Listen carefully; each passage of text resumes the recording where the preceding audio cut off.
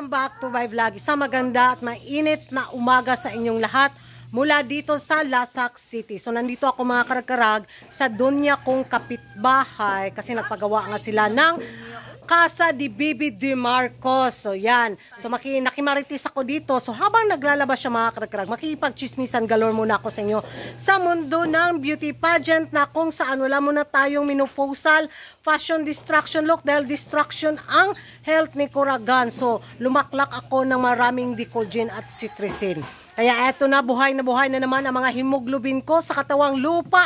At dahil speaking of katawang lupa, mga karag-karag, officially na nakandidata si Miss Universe Philippines Sinaluan Laguna, si Iliana. So totoo nga ang chismis. Totoo yung mga pa-blind item galore. Totoo yung mga pa-eksena na pinag-uusapan sa social media na isa nga sa mga beauty queen na dati nang lumaban sa international pageant ang lalaban sa corona sa MUPH 2025 at isa nga dito si Iliana. Kumpirmado, pack period na mga karag-karag. Oh, si Kinley. Sa naghahanap, Kinley Revilla. Starring to apo yang igsuon. Mga wala na sila mga buot pa. Pero in fairness mga karag-karag, gwapo yung dalawang yan. Pwede yung ibenta sa market. Maging bugaw na ako dito sa mga binata sa Lasak City. Todo na natin to. Yung mga Facebook nila is Revilla. No, tama no?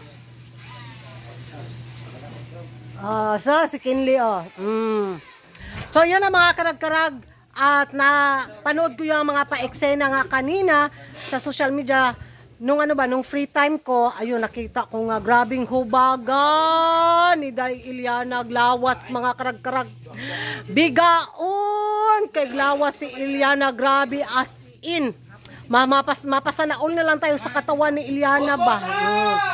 So, yun mga karag-karag at sabi nga nila masyado daw unfair kasi doon sa mga representante ng Laguna kasi tatlong taga Laguna ang maglalaban sa MUPH 2025, diba? So, si Iliana is appointed siya sa Sinaluan which is municipality yun. Tama ba ako? Parang Cebu din. Yan yung may-ari ng Mr. Ice Cream. So, yun mga karag-karag. Banakin yung mga silingan ako. So, yun mga karag-karag at doon nga sa pa-official announcement nila, grabe si Iliana, uy, halimaw yung katawan, murag si Kuragan, halimaw ang bilbil. So, base nga sa mga patanungan portion doon, so panoorin ninyo ito. Iliana, why should you be our next Miss Universe Philippines 2025? I believe I deserve to be the next Miss Universe Philippines because I am obsessed. You know, I am obsessed with infinite possibilities and really excelling in all of those. And I feel like at this choice point, I have this equanimity that is really at its peak. And I've never been so level-headed, and I'm ready to take on the challenges of being the Miss Universe Philippines. And with my experiences of being a well-traveled queen, I've been to all 17 regions of the country, so I know all the local colors of the country. I know the different approaches to different types of people. And basically, I love the people.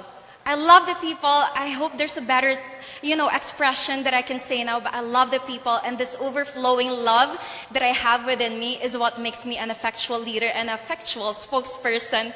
And I think that to be a Miss Universe Philippines is to be that person, even as a regular being. Okay.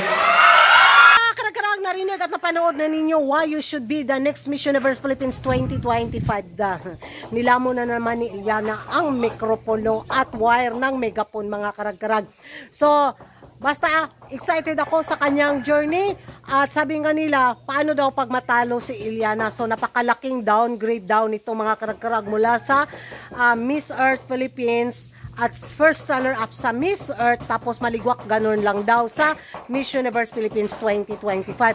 Okay lang din naman yun, no? Kasi nga si Michelle Ding, di ba, galing sa Miss World Philippines, tapos lumaban sa Miss World, tapos nakapasok naman sa highest placement sa Miss Universe, di ba, top 10 tayo.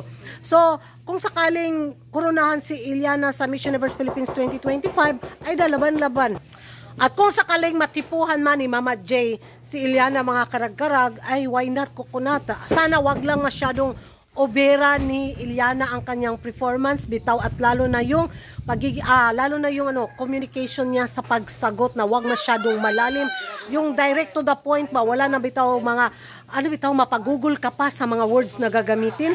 Yun lang yung concern ko mga karagkarag, para maintindihan ng mga judges na hindi masyadong makaget bitaw sa sagot ng kandidatang may malalim na vocabulary galore sa kanyang cell membrane.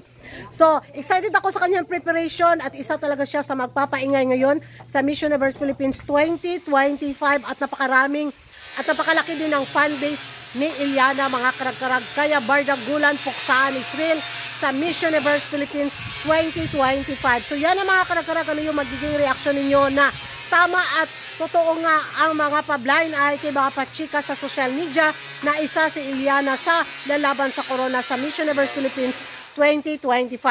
Mag-ingay tayo sa comment section at kung hindi ka pa nakapag-subscribe sa YouTube channel ko, don't forget to like and subscribe ko ragan karag ang babaeng lagi nagkarag-karag, and see you in my next vlog. Bye-bye. Bye-bye po, Dan TVB. Bye. Asa naman to si Kuan? Napo isa ka maritis diri oh. Jile, bye-bye. Oh. Tuwa pa yung isa ka nagsigig-singgit. Diha na mo.